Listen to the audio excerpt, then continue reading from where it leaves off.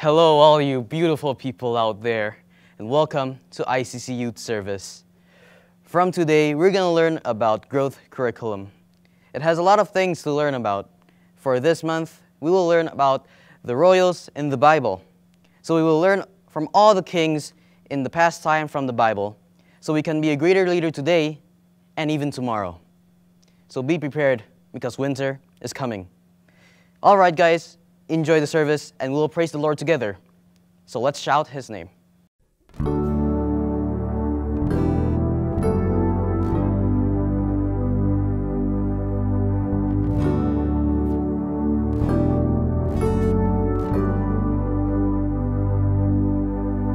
Jesus at the center of it all.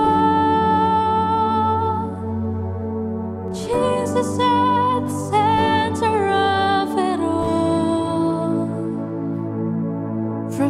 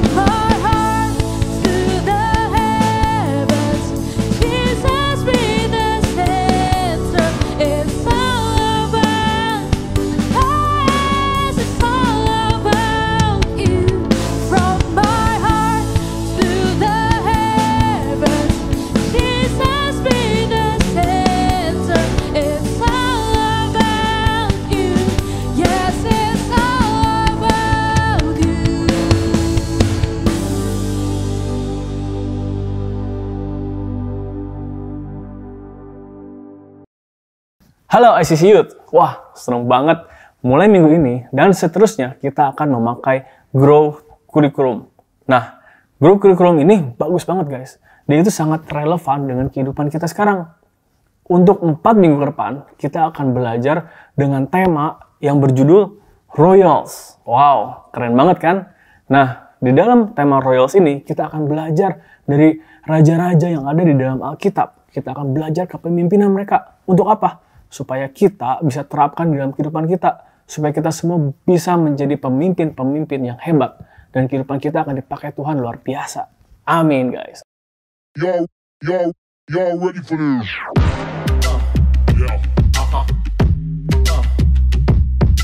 Oke, untuk yang lesson pertama, kali ini gue yang akan bawain. Lesson yang pertama, judulnya adalah When we make mistakes, God can help make things right. Nah, ketika kita melakukan kesalahan, Tuhan dapat menolong kita untuk membuat segala sesuatunya menjadi baik. Oke? Kita mulai. Nah, guys, siapa sih yang nggak pernah melakukan kesalahan di dalam kehidupannya? Pasti semua orang pernah melakukan kesalahan. Mau dia presiden, mau dia gembala gereja, mau dia kepala sekolah, atau dia siapapun itulah, orang tua kita, bahkan kita juga, semua juga pernah melakukan kesalahan. Coba kita pikir, kesalahan apa sih yang baru-baru aja kita lakuin? Mungkin kesalahan yang sepertinya konyol ya, kesalahan yang ya mungkin terasa remeh. Misalnya, oh gua salah kemarin cukur rambut, gua salah model. Mungkin poninya terlalu pendek, gua jadi culun misalnya. Atau kesalahan-kesalahan yang dampaknya besar. Misalnya, wah gua kemarin semester lalu gue belajarnya malas-malesan, gue banyak main, akhirnya semester ini gue dapat nilainya jelek, nilai gue drop. Wow, apalagi kalau sampai kita nggak naik kelas, wow, itu dampaknya akan sangat besar. Kita akan membuang waktu 1 tahun lagi untuk mengulang di kelas yang sekarang. Nah, itu kesalahan yang membuat dampak yang besar dalam kehidupan kita.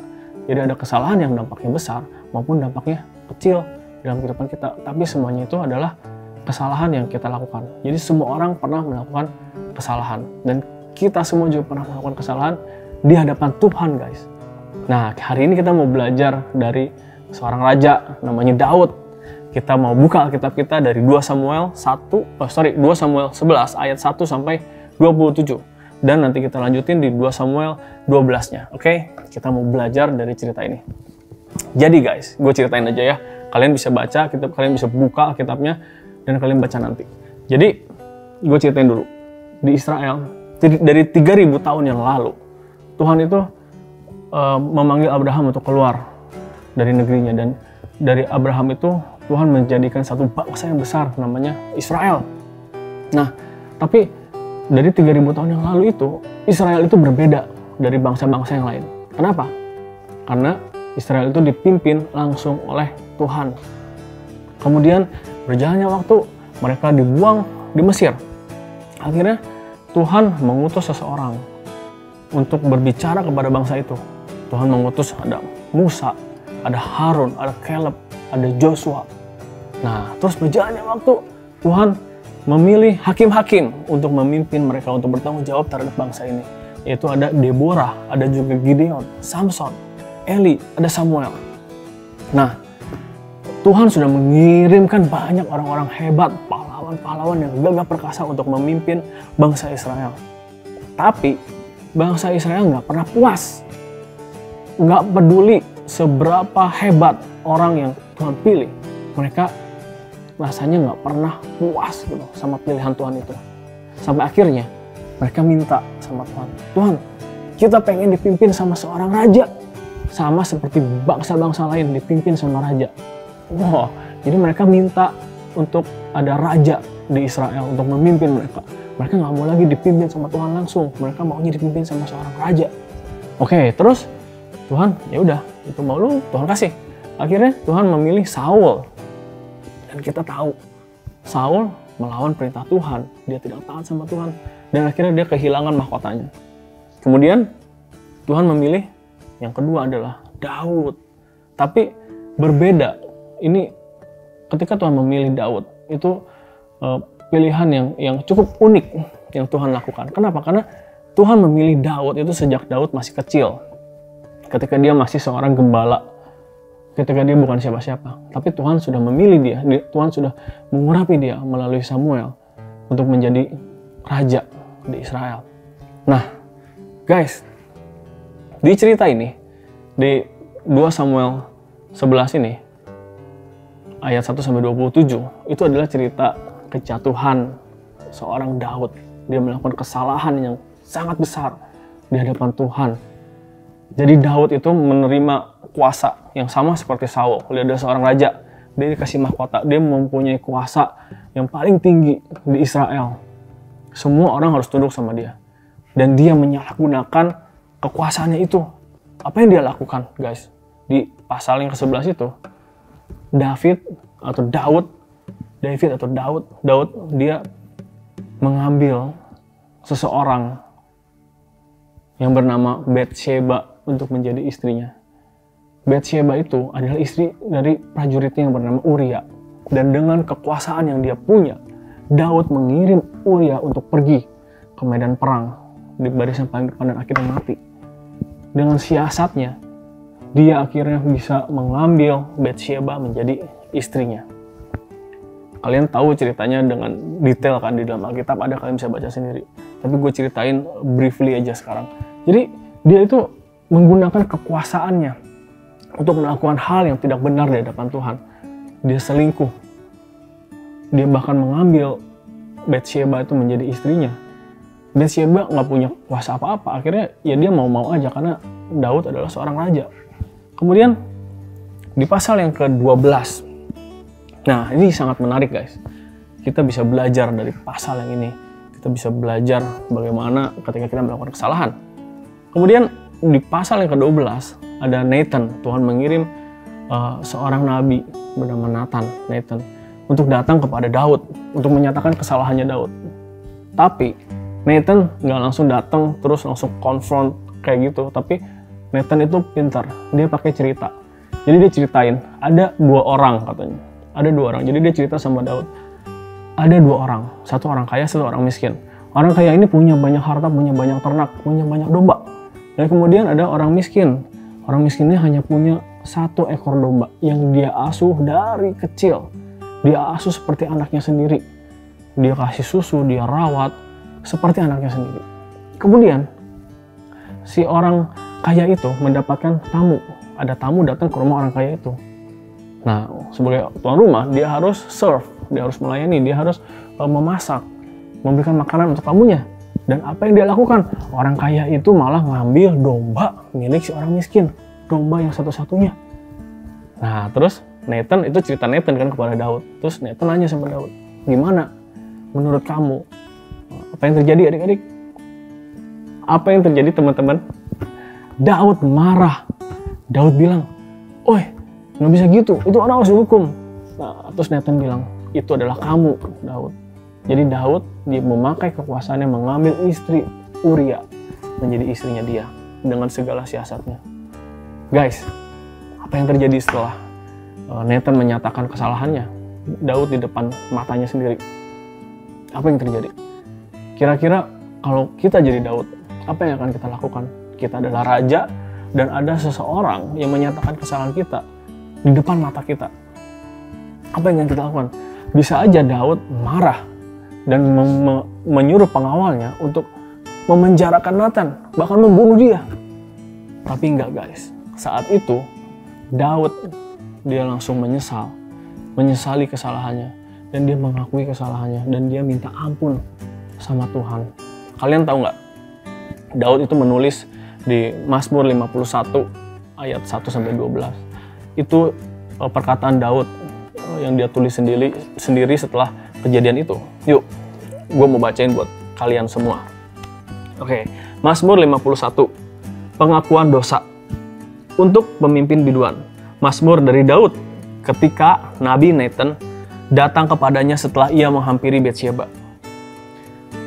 Kasihanilah aku ya Allah menurut kasih setiamu. Hapuskanlah pelanggaranku menurut rahmatmu yang besar. Bersihkanlah aku seluruhnya dari kesalahanku. Dan tahirkan bersihkanlah aku dari dosaku. Sebab aku sendiri sadar akan pelanggaranku. Aku senantiasa bergumul dengan dosaku. Terhadap engkau sajalah aku telah berdosa dan melakukan apa yang aku anggap jahat, supaya ternyata engkau adil dalam putusanmu, bersih dalam penghukumanmu. Sesungguhnya dalam kesalahan aku diperanakan, dalam dosa aku dikandung ibuku.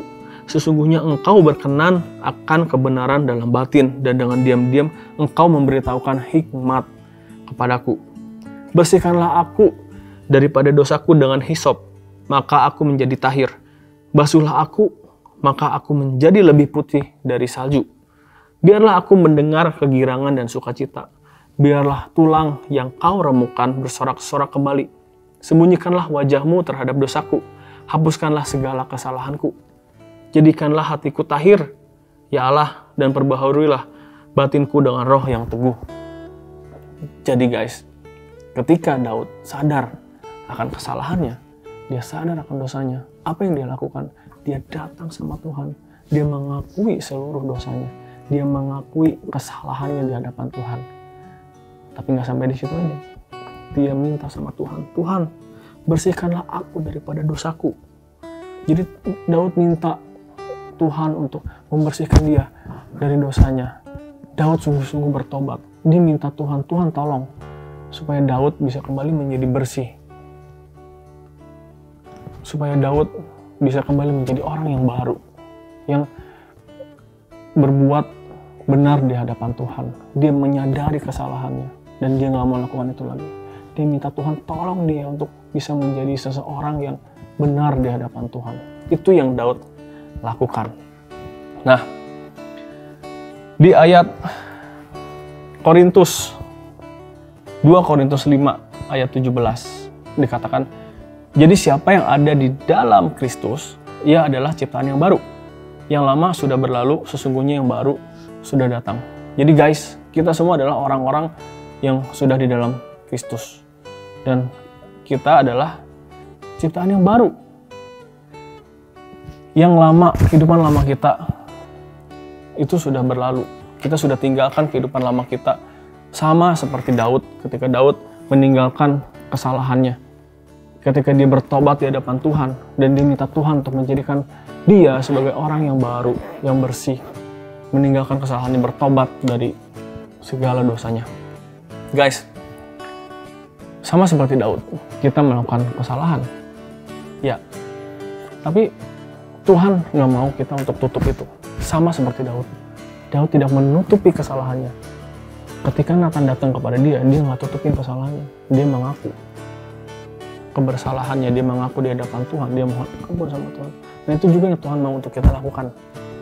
Tapi, untuk dapat melakukan itu, dan supaya Tuhan dapat merubah kehidupan kita menjadi baik setelah kita melakukan kesalahan, ada yang harus kita lakukan. Yang pertama, kita harus admitting our mistakes. Sama seperti Daud, dia mengaku kesalahannya, dia mengaku di hadapan Nathan, dia mengakui di hadapan Tuhan, ya, gua salah. Jadi ketika kita melakukan kesalahan, kita harus mengakui itu. Be a gentleman. Kita harus bertanggung jawab atas dosa-dosa kita. Ya, gua salah, gua sudah melakukan dosa di hadapan Tuhan. Kita harus mengaku kesalahan kita. Dan yang kedua, accepting accountability. Guys, Tuhan itu dapat mengirim orang lain untuk menolong kita, untuk menyadarkan kita akan dosa-dosa kita, akan kesalahan kita. Tuhan bisa mengirim orang tua kita, Tuhan bisa mengirim mentor kita, Tuhan bisa mengirim guru mungkin. Tuhan juga bisa mengirim mungkin teman kita, atau saudara kita, adik kakak kita, pendeta, keluarga kita semua. Tuhan bisa pakai orang untuk menyatakan kesalahan kita. Sama seperti Tuhan mengirim Nathan untuk menyatakan kesalahan Daud. Dan apa yang Daud lakukan? Daud menerima Nathan. Daud nggak malah marah terus memenjarakan atau bahkan membunuh Nathan, tapi dia menerima Nathan dan dia jadi tersadar akan dosanya. Jadi guys, kita harus accepting accountability. Kita terima ketika ada orang lain menyatakan kesalahan kita, ketika ada orang lain mengkritik kita harus dengar, kita harus terima. Terus yang ketiga, agreeing to do better. Nah, pertobatan itu bukan cuma sampai kita mengaku di hadapan Tuhan, menyesali perbuatan kita, tapi kita harus mau kita harus mau untuk menjadi orang yang lebih baik lagi. Setelah kita menyatakan kesalahan kita, kita sadar akan dosa kita nggak lakukan itu lagi. Tapi kita mau menjadi orang yang lebih baik hari demi hari. Ya, ini step yang nggak bisa kita lewatkan. Nah, setelah kita lakukan itu, Tuhan akan menolong kita. Hari demi hari Tuhan akan membuat kita menjadi orang yang lebih baik. Semakin hari semakin baik. Tapi jangan lupa kita harus lakukan dulu 3 hal itu. Triple A, admitting our mistakes, accepting accountability. Yang ketiga, agreeing to do better. Ya, oke guys, sampai di sini aja sharing gua. Dan let's pray. Tuhan Yesus, terima kasih Tuhan untuk firman-Mu, untuk pengertian yang sudah Kau tanamkan di dalam hati setiap kami Tuhan. Tuhan, biar Tuhan sendiri yang menolong kami. Roh Kudus-Mu menyertai setiap kami Tuhan, dan Roh Kudus-Mu yang menyatakan setiap kesalahan kami Tuhan, dan menyadarkan kami akan dosa-dosa kami Tuhan. Tuhan, kami orang-orang yang bersalah, orang-orang yang berdosa Tuhan. Tuhan, Kau sudah mati di kayu salib untuk menebus dosa kami Tuhan. Kami percaya Tuhan, kuasa-Mu bekerja Tuhan atas setiap kami Tuhan, untuk menjadikan kami pribadi yang lebih baik lagi hari demi hari Tuhan. Kami boleh hidup sesuai seturut kehendak Tuhan. Kami boleh hidup memuliakan nama Tuhan dalam setiap tindakan kami, setiap apa yang kami lakukan, apa yang kami kerjakan. Terima kasih Tuhan Yesus. Menyerahkan setiap teman-teman youth dimanapun mereka berada Tuhan, mereka senantiasa ada di dalam perlindungan penyertaan tangan Tuhan Yesus. Dalam nama Yesus, haleluya, amin. Oke guys, sampai di sini aja lesson yang pertama, dan kita akan ketemu lagi di lesson yang selanjutnya. Kita nggak tahu siapa yang akan sharing, so you have to wait for it and don't miss it. Oke guys, see you, bye-bye. ICC Youth, kalau kalian diberkati dengan video ini, kalian bisa share link video ini ke teman-teman kalian. Selain itu, aku juga mau ngajakin kalian untuk ikut iClick yang diadakan setiap hari Jumat by Zoom. Kalian bisa kontak ke Instagram @ICCYouthBDG, atau kalian bisa juga kontak ke nomor WhatsApp atau Line yang tertera di layar. Bagi kalian yang rindu untuk memberikan persembahan, bisa melalui bank atau electronic money yang tersedia. Dan kalian tinggal scan QR code yang ada di layar ini. Sekian informasi dari gua. Happy Sunday and God bless you.